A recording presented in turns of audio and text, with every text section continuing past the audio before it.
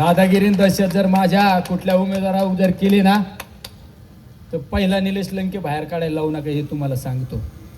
राजकारण सहनशीलतेने करतो आम्ही, लिनतेने करतो, नम्रतेने करतो. पण जर माझ्या उमेदवाराला जर कोणी चुकीच्या पद्धतीने खिंडीत आडून जर दादागिरी दहशत करायचा प्रयत्न केला ना तर ही निलेश लंकेची गाठ आहे हे पण तुम्हाला सांगतो. ही दादागिरी घरी ठेवायची. निलेश लंके भायावर करून समोर येऊ शकतो. तुमच्यासारखा ऑफिसमध्ये बसून आदेश करणार नाही. तुम्ही बघा हे करा, गुन्हे दाखल करणे ह्या गोष्टी आम्ही उकळून पेलोय, जेल बिल सगळं उकळून पेलोय आम्ही.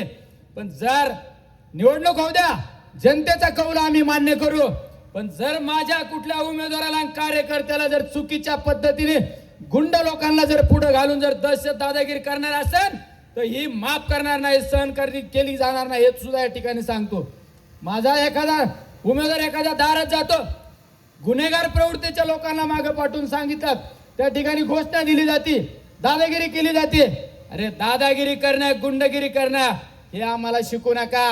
तुम्ही व्हाईट कॉलर आहे, तुम्ही काचच्या घरात राहता, आमच्यावर दगड आणण्याचा प्रयत्न करू नका हे सुद्धा या ठिकाणी तुम्हाला सांगतो.